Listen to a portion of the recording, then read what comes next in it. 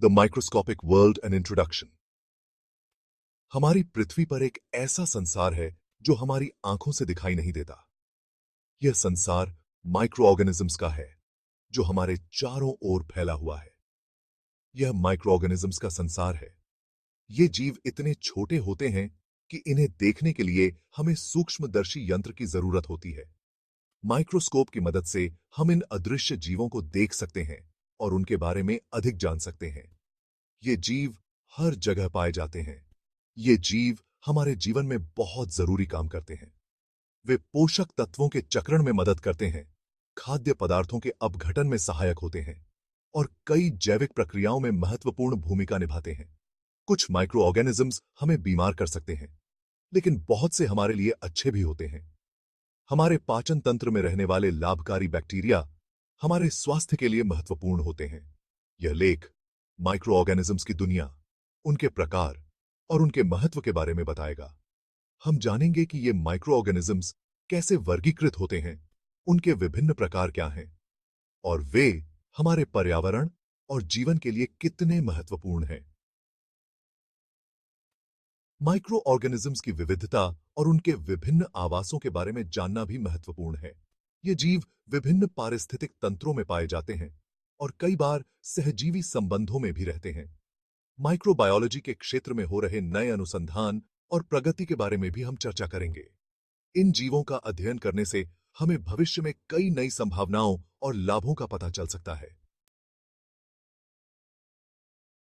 Classification and taxonomy, the language of order. विज्ञान में किसी भी चीज को समझने के लिए उसका वर्गीकरण करना जरूरी होता है। माइक्रो ऑर्गेनिजम्स के मामले में भी यही बात लागू होती है। क्लासिफिकेशन का मतलब है एक जैसे गुण वाले जीवों को एक साथ रखना। टैक्सोनॉमी जीवों को वैज्ञानिक नाम देने का तरीका है।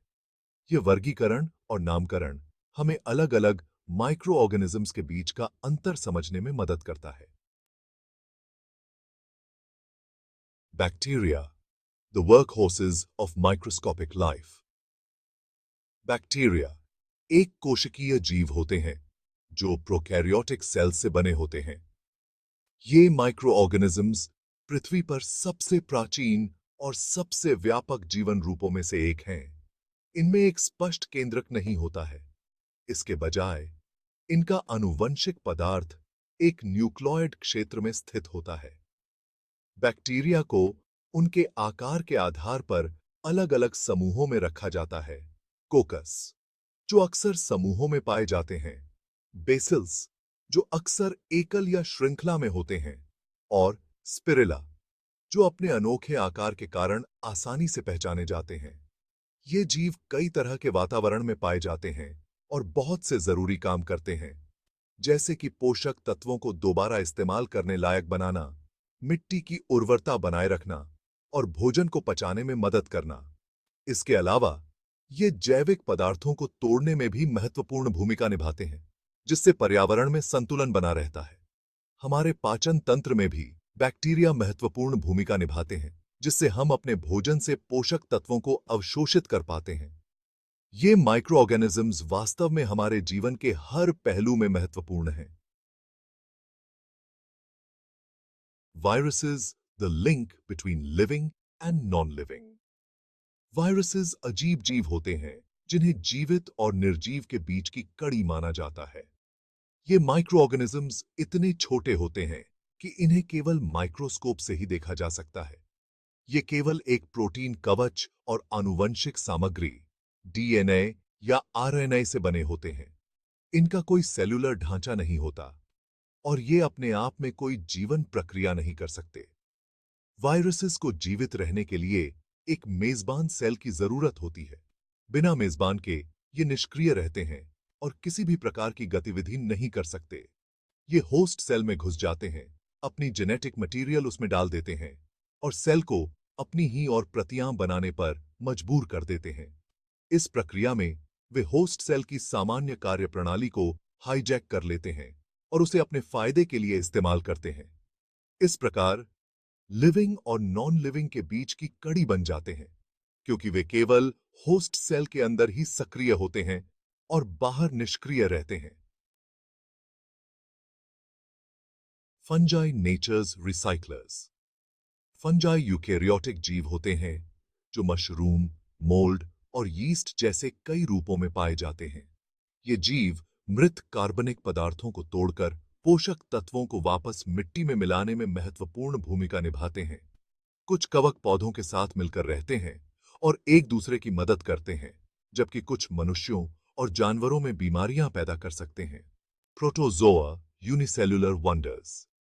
प्रोटोजोआ एक कोशिकीय यूकेरियोटिक जीव होते हैं जो कई तरह के आवासों में पाए जाते हैं, जैसे कि मीठे पानी, समुद्री जल और मिट्टी। ये जीव अपने भोजन को पकड़ने और खाने के लिए अलग-अलग तरीकों का इस्तेमाल करते हैं, जैसे कि सिलिया, फ्लैगेला और स्यूडोपोडिया। कुछ प्रोटोजोआ मनुष्यों और जानवरों में बीमारियां पैदा कर सकते हैं, जैसे कि मलेरिया और अमीबाइसिस।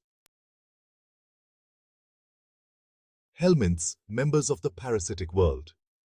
हेलमिंथ्स बहुकोशिकीय परजीवी जीव हैं जिन्हें कृमि भी कहा जाता है। इनमें राउंडवर्म्स, लेसवर्म्स एंड फ्लैटवर्म्स, ये जीव मनुष्यों और जानवरों के शरीर के अंदर या बाहर रहकर उन्हें नुकसान पहुंचाते हैं। हेलमिंथ संक्रमण पूरी दुनिया में आम है और सेहत के लिए बड़ी समस्याएं पैदा कर सकते हैं। The importance of microorganisms. Friend or foe? Microorganisms हमारे जीवन में बहुत महत्वपूर्ण भूमिका निभाते हैं, चाहे वे फायदेमंद हों या हानिकारक। कुछ माइक्रोऑर्गेनिजम्स भोजन पचाने, पोषक तत्वों को दोबारा इस्तेमाल करने लायक बनाने और दवाइयां बनाने में हमारी मदद करते हैं। वहीं दूसरी ओर कुछ माइक्रोऑर्गेनिजम्स बीमारियां फैला सकते हैं और फसलों को नष्ट कर सकते हैं। Studying microorganisms, a glimpse. Microorganisms का अध्ययन, जिसे माइक्रोबायोलॉजी कहा जाता है, एक बहुत बड़ा और रोमांचक क्षेत्र है। जैव रासायनिक तकनीकों और आनुवंशिक विश्लेषण का उपयोग करके माइक्रोऑर्गेनिजम्स की संरचना, कार्यप्रणाली और व्यवहार का अध्ययन करते हैं। यह शोध हमें बीमारियों से लड़ने, पर्यावरण की रक्षा करने और नए उत्पाद बनाने में मदद करता है। Conclusion: the future of microorganisms. Microorganisms की दुनिया विशाल, विविध और लगातार बदल रही है। जैसे जैसे हम सूक्ष्म जीवों के बारे में और जानेंगे, वैसे वैसे हम उनके महत्व को और अच्छे से समझ पाएंगे। भविष्य में माइक्रोऑर्गेनिजम्स का उपयोग बीमारियों का इलाज करने, ऊर्जा बनाने और पर्यावरण की रक्षा करने जैसे दुनिया की बड़ी समस्याओं को सुलझाने के लिए किया जा सकता है।